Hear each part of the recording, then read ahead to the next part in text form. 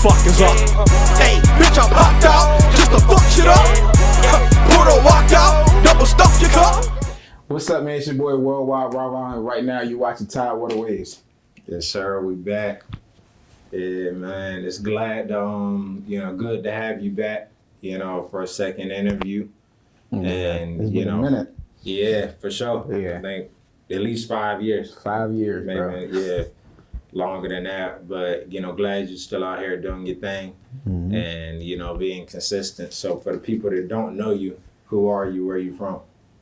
I'm Worlddwidee RahRah, man. I really want to just go by RahRah, but the name is Worlddwidee RahRah. Virginia Beach, Virginia, born and raised, man. And I ain't even gonna say I'm a rapper, I'm an artist. That's just beyond rap. You know what I'm saying? Okay. See, last time, 5 years ago, I was just a rapper. You know what I mean? Well, yeah. What made the difference? From your perspective. I say just opening up my mind to different things, and then expressing my creativity more. Gotcha. Yeah. So you would say expressing it through music or other avenues of art? Yeah, definitely different avenues. I got into film and stuff and videography and stuff like that. So yeah. Gotcha. I fell in love with that, so took that route. Word, okay, yeah. We about to get into that, but before we do it, yeah, we gotta go to the music. So, just let the people know right off the bat. I know it's been a minute, but what you got coming up? Oh yeah, man, I'm dropping this album. It's official, September 28th on my birthday. It's called Until Then. We got some fire features up there, you know what I mean? It's been 5 years, so, you know what I mean? I gotta come correct, so. Yeah. Definitely, you know what I mean? I'm definitely stepping on this album, I ain't gonna lie to you. Word, solid. Yeah, so you've been recording the whole time, or you? Oh yeah, absolutely. That ain't never stopped. I mean, it was a point in time where, like I said, I took a different route with the film and everything, but I was always consistent in the studio. Right. If not, I think I was, you know what I mean? Mm-hmm. Yeah. Yeah, but I just never dropped anything. Okay. What do you feel like you've learned during that process, I guess, from the creativity of actually making music, being an artist? I'm gonna be honest, man. It's really it ain't really much that you learn. It's really more so what you tolerated. You get what I'm saying? As far as I'm gonna say elevating, not tolerating, elevating. Cause when I was, I'm gonna say 5 years ago, 21. I was 21 when I came here last time. I was just rapping. I ain't take it serious. I was just rapping to make songs and shit like that. But learning the business of it, you know what I mean, and actually expanding your mind to the creativity part of it, you know what I mean, you can accomplish so much more, you know what I mean, and you get different avenues and different crowds. Like, I made a pop song, and that shit took off, you know what I mean, that just gave me a whole nother crowd, you know what I mean, a whole nother support system, you know what I'm saying, so I would say really expanding that was just stepping outside of your comfort zone and your box, you feel what I'm saying, so. Yeah, I think that's the main thing, just elevating. Word, okay. You know what I'm saying? Yeah, so what did you take from, I guess, that expansion of the crowd? Are you adding that to your new project that you got coming? What can the people expect, the sound type? I mean, it's a little bit of the same, not necessarily the same, but it's some turn up stuff, but I really didn't put no pop stuff up there. I really just put just me, you know what I mean, expressing what was on my mind at the time. You know what I mean? So I got some turn stuff. I got some stuff that's make you sit and think, and you gotta really just listen to where you damn, okay, this nigga speaking. You know what I mean? But overall, man, it's something I really took my time with, and I feel like it's definitely gonna be one for the books. Gotcha. Okay, word. So yeah, I'm sure you got a lot of material through that time, And also, I want to say congratulations on being a father. Absolutely. Yeah. Absolutely. Yeah. So that's a whole different another level of motivation. But also, you lost your father 2 years ago. So how did that affect you from pouring into your craft? Did it slow you up, and just the trauma of losing somebody like that? I ain't gonna lie to you, bro. It was for the better and for the worse. I ain't gonna lie to you, because of course, you know, losing somebody is never easy.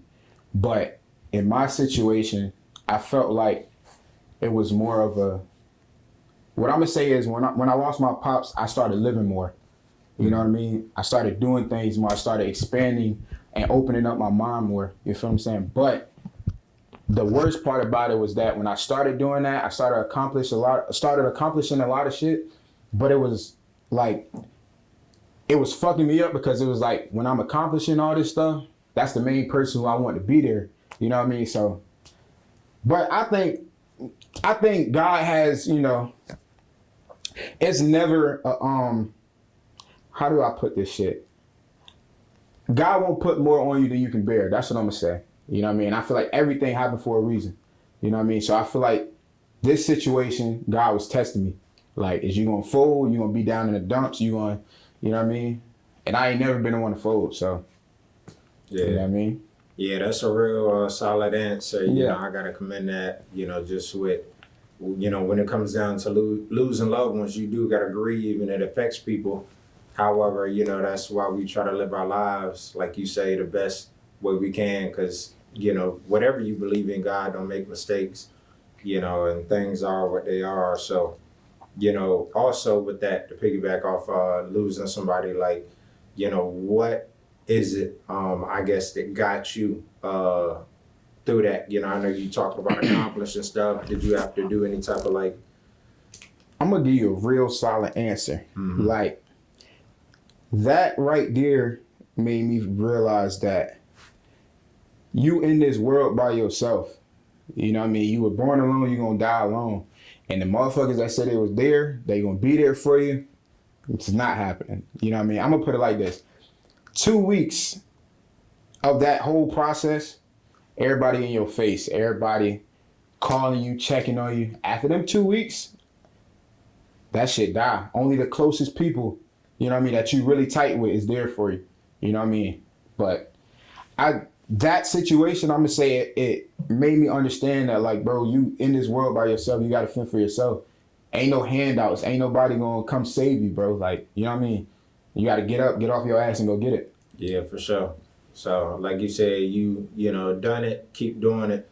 So, you know, again, back to this project and the expansion of the expression, like, what's the vibe and the feel? You know, are you touching on different parts of your life, or is it more so, you know, just kind of the music for the people? It's really both, because it's some songs that I got for the people that people can get lit to, but it's also some songs that people can relate to. Yeah. You know what I'm saying? So, yeah, I don't want to say too much. Damn, I want to talk, but it's all good. That's my job to get it out. Good. It's all good. Yeah, I got you. Hey, look, so, you know, it's only a few more days. So, like, what's the rollout looking like? You know, singles, any shows? Yeah, I got a single. It's called Chapter 26.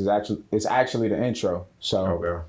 Yeah. Don't say too much. Yeah, I ain't gonna say too much. You was about to make me say. Yeah, I was like, you know what? I'm gonna do my job. That's all I'm gonna say. It's Chapter 26. Word. Chapter 26. Okay. But yeah, so we'll let the people. But we'll let the people hear that and, you know, put their ear to it. But let's transition to this other piece of art, and I do want to talk about the film. You know, you got the book out. You know, so it's just the book not out yet. Okay, but it's on the way. It's on the way.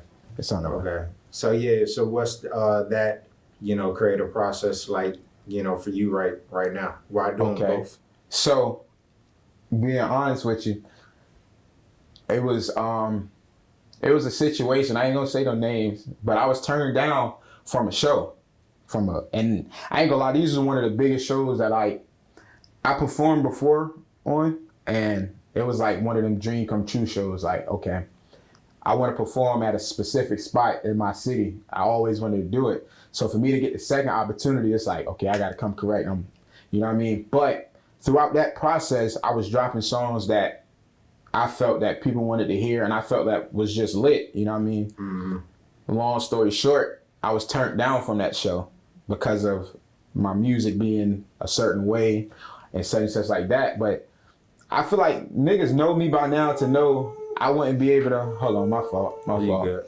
Like I said, it was a show that I always dreamed of performing. Not actually the show, but the spot it was at or whatever. But I performed before already. You know what I mean? And long story short, I got turned down because of the music they said I was making was like too vulgar or whatever. Mm-hmm. But I ain't gonna lie, that shit kind of hurt me because it was like, damn, RahRah don't get into no bullshit. You feel what I'm saying? RahRah spread nothing but love to anybody. Anybody who know me know, you know what I mean? I give you the shirt off my back if I got it. You feel what I'm saying? But I'm not really the one to promote violence or anything like that. Let me do that one over. But I'm not really the one to promote violence or anything like that. So that shit was just kind of weird to me. Like you turning me down. You feel what I'm saying? But I feel like in a sense it humbled me and also motivated me. So I'm like, okay, if you feeling that way, I'm a do this to show y'all, like, I got the city behind me. You know what I mean? I got my side behind me. I don't need that shit. You feel what I'm saying? So I'm like, okay, I'm gonna drop a book. Not just any book, I'm gonna drop a children's book. Let me get the youth involved. You feel what I'm saying? So that's how I came up with that. Yeah. I feel like it's lessons with a lot of shit, man. You know what I mean? And it's either gonna make you or break you. You know what I mean? So I chose to turn up. Like, I don't let a lot of shit get to me no more, bro. It's like, I said it before, actually. If you rewind the clip 5 years ago, you either fuck with me or you don't. If you don't, keep it moving. You know what I mean? Yeah. Word. So, I mean, I think that's one of those things where it's like not everybody's gonna, whether it's business or listeners, take to it or like it. But you always gotta, like you say, just keep it pushing. So, speaking of that, do you ever get kind of deterred from like wanting to do it? Like you say, you kind of transitioning into new stuff. Mm-hmm. So it's like, man, kind of fuck this. I'm gonna do that. At times, absolutely. Because I got a lot of people who tell me, bro, like, you do too much. You need a team and you need a team. And I'll be thinking, like, the reason why I don't be having a lot of people in my circle, because I be feeling like they don't have the same creative mindset as me. You know what I mean? I can say I want a video this way, you know what I mean? And it's only a few people who can understand me, you know what I mean? But those few people, I can't necessarily say that I can rely on because they got their own thing going on, which, you know what I mean? By all means, that's what you're supposed to do. You feel what I'm saying? So I look at it like, I try to look, I'm gonna put it like this in an example. Shout out my boy Stilo. My boy Stilo the guy, Gravity Film 757. That's my brother, straight up. Bro taught me a lot with the video shit, right?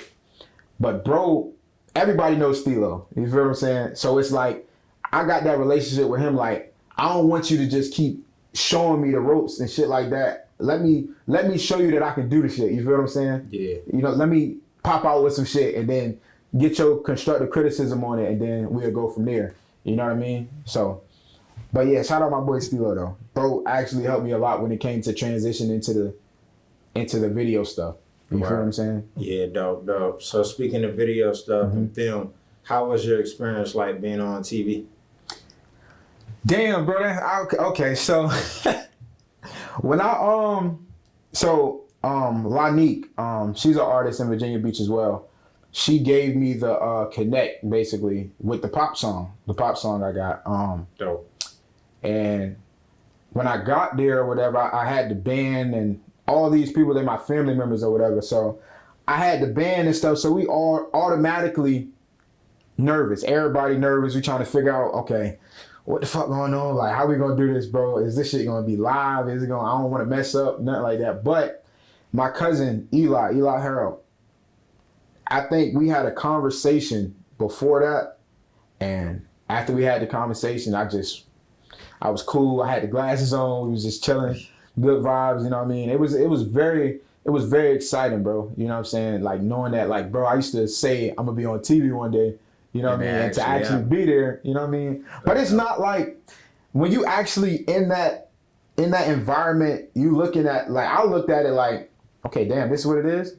Okay, this shit ain't nothing, like, you know what I'm saying? I'm thinking when you're on TV, you got all these people around, like a live audience and shit like that, but I'm like, okay. Damn, like, it's just smooth. I can get through this. You know what I mean? A lot more like intimate. Yeah. You just kind of be you, but in that character. Yeah, I'm gonna say when I started performing was when I really like started calming down and just like being like, yo, you know what you can do. But yeah, the main thing that I seen, I say, was the camera crew in front of me, and they started dancing to the song. So I'm like, okay, they really like it. Okay, I'm about to, let me turn up real quick. You know what I'm saying? Then after that, I was just cool the whole way. Word, okay. So yeah, how did you, and you kind of already spoke to this, but like, you ain't dropped in 5 years, managed to keep a name for yourself, like the brand, you know, I mean, you're very much still active, but like, what was that like? Was it intentional, or are you just being you? Just me being myself, bro, like, and expanding my creativity, you know what I mean, and expressing my creativity as well. Like, I can say, I can rap about this, I can rap about turning up, I can rap about, you know what I mean, being lit and all this other shit, but if you don't expand your mind, bro, that shit gonna get tiring. You know what I mean? So it was a point in time where I didn't drop.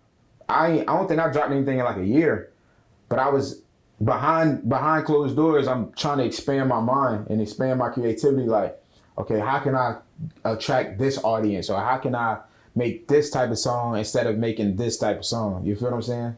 Yeah. So yeah.